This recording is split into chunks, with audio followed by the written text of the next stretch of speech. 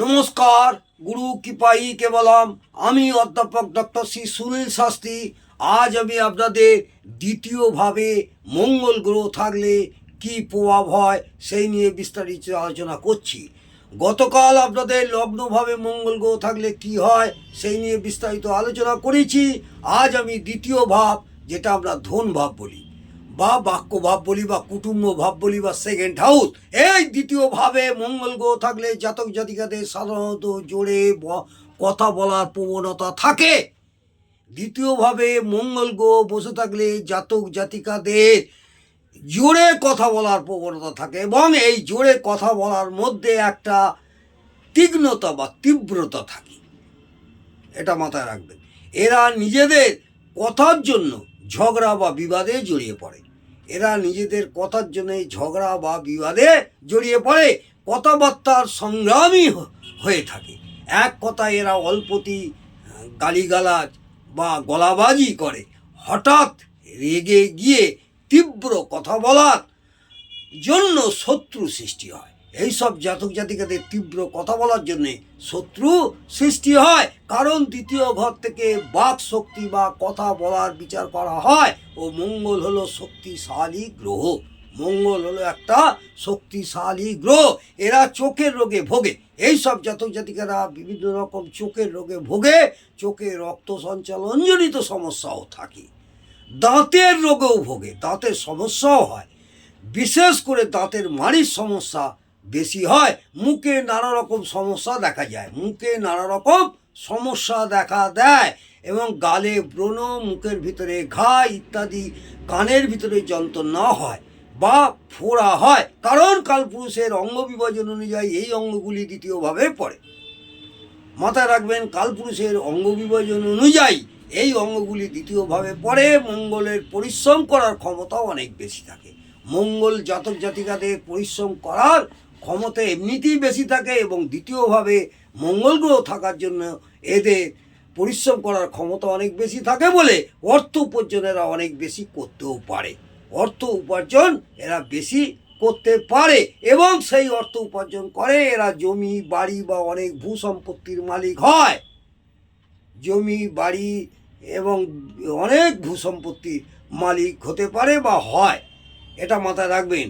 এবং জমি ও পাকা বাড়ির কারক গ্রহ হচ্ছে মঙ্গল।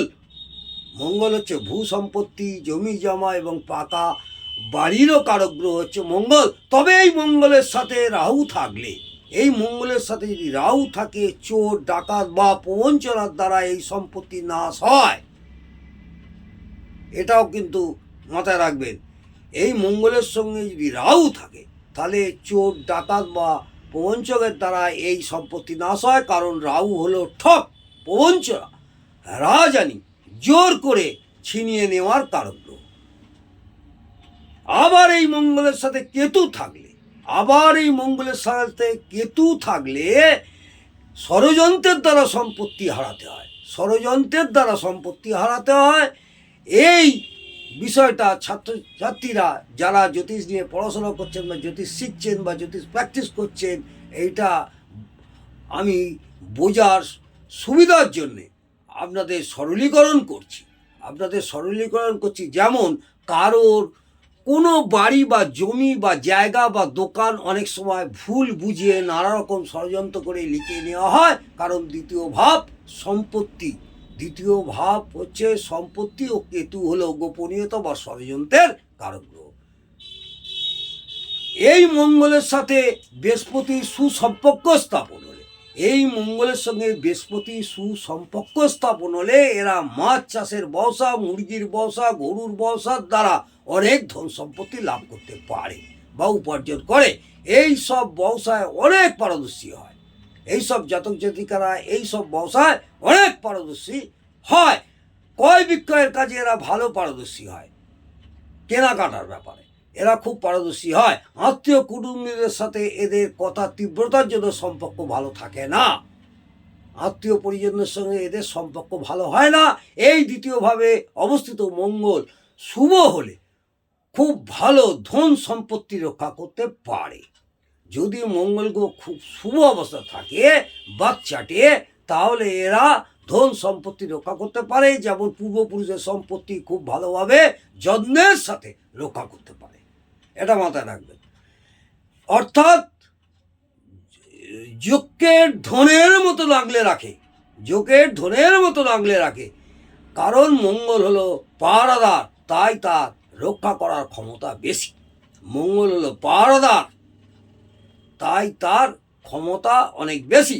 এই মঙ্গল যদি পাপ দৃষ্ট, পাপ পীড়িত, পাপ মধ্যগত, শত্রু গৃহগত, দুস্থানগত বা দুস্থানপতি হয়, বা বাধক স্থানে থাকে, বা বাধকপতি হয়, নিচস্থ বা নাশস্থ হয়, অশুভ অ্যাসপেক্টে থাকে, অশুভ অ্যাসপেক্টে থাকে, ষোড়শ বর্গে বল কম পায়, তখন সমস্ত শুভত্বের পার্সেন্টেজ অনেকটাই কমবে। আবার কিছু কিছু ক্ষেত্রে খুব অশুভ হলেও উল্টো ফলও দিতে পারে। অর্থাৎ উপরিউক্ত ফলগুলো কতটা কার্যকর হবে সেটা মঙ্গলের শুভত্ব এবং অশুভত্বের উপর নির্ভর করছে, এবং জাতক জাতিকাদের বাচ্চা দেখে তবেই বিচার বিশ্লেষণ করে তবেই আপনারা বলবেন। আজ আমি দ্বিতীয়ভাবে মঙ্গল গ্রহ থাকলে জাতক জাতিকাদের কী প্রভাব হয় সেই নিয়ে বিস্তারিত আলোচনা করলাম। আগামী দিনে আরও যে ভাবগুলো আছে, অর্থাৎ তৃতীয় ভাব, চতুর্থ ভাবের পরপর ভাবগুলো আমি আপনাদের এই শিক্ষামূলক আলোচনাটা করব, এবং আগামী দিনে আরও ভালো ভালো ভিডিও পেতে বা ভালো ভালো সুন্দর সুন্দর ভিডিও পেতে, শিক্ষামূলক আলোচনা পেতে আপনারা যারা নতুন অবশ্যই একটা সাবস্ক্রাইব করে দেবেন। আগামী দিনে আশা করব আপনাদের ভালো ভালো ভিডিও আপনাদের উপহার দিতে পারবো, এবং এই শিক্ষামূলক আলোচনা আমি চালিয়ে যাব। আর যাদের যেসব ছাত্রছাত্রীরা এখন প্র্যাকটিস করছেন বা শিখছেন বা জ্যোতিষ নিয়ে চর্চা করছেন, তাদের বলবো, অনুরোধ করব, ভালো লাগলে কমেন্টে জানাবেন এবং একটা লাইক করে আমাকে উৎসাহিত করবেন। নমস্কার, জয় মা তারা, ভালো থাকুন, সুস্থ থাকুন, আনন্দে থাকুন।